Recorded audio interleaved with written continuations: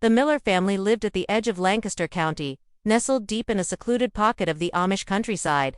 Their small wooden farmhouse, hand-built by Eli Miller himself, stood beside rows of cornfields that stretched out like golden waves.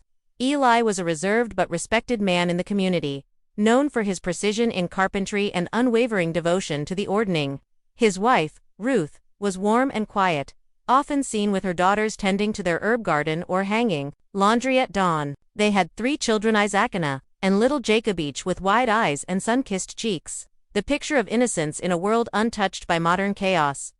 On a misty July morning in 1992, a neighbor named Jeremiah Stoltz made his routine stop by the Miller's home to pick up handcrafted wooden chairs Eli had promised him. When he arrived, the front door was slightly ajar.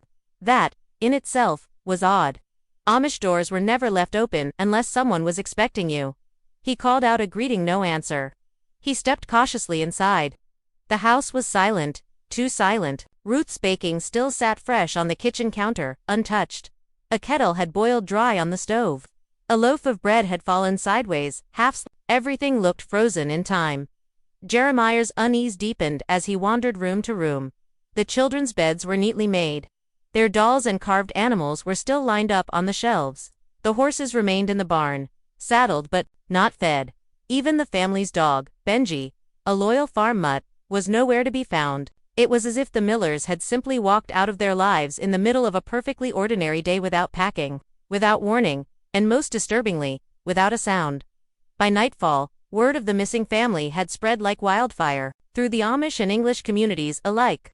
Police arrived, and an organized search began, scouring nearby fields, woods, and streams. Volunteers, lanterns in hand, formed human chains combing through the tall grass. Dogs were brought in, helicopters hovered overhead, but no signs of struggle, no footprints leading away from the property. Number notes. No calls, no ransom, not even a broken fence post. It was as though the earth had opened up and swallowed the family whole.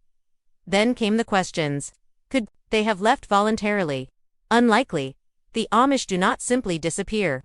Their world is deeply rooted in tradition, family, and faith. Some whispered that maybe Eli had led them into the woods on some spiritual journey. Others suggested something darker, maybe foul play from outsiders who didn't understand their ways. But none of those theories explained the single most disturbing part: how 5 people could vanish from their home in broad daylight and leave behind a house that looked like they'd be back any second. In the weeks that followed the Miller family's disappearance, the official investigation produced little beyond empty theories and mounting frustration. The police reports,